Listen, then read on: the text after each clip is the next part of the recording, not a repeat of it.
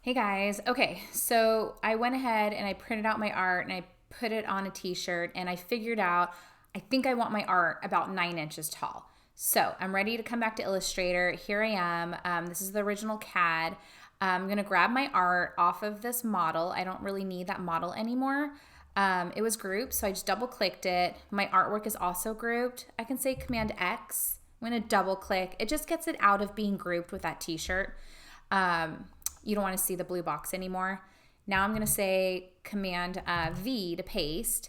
And there we go. So right now, let's open up our transform panel. Here it is. Mine on my smart menu, it came up. If you're not seeing it, you can always go to window. Hold on, let me get out of that. Window should be down T for transform. Should be able to find it one way or another. Okay, so I'm gonna select it, and right now it's currently 3 inches by 3 inches, 3.1871 by 3.1871.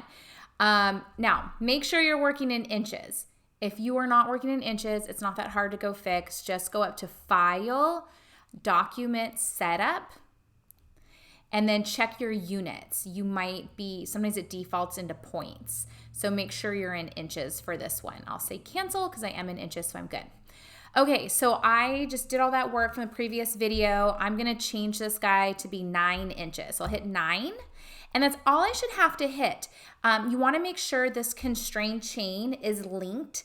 If it's not, it'll only make your artwork 9 inches tall and it'll leave it 3 inches wide.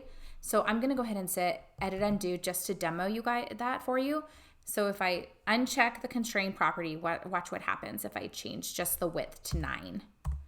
See, ooch, yeah, that's not what we want. So we want to keep the proportions constrained. So I'll type in 9, hit return. There we go.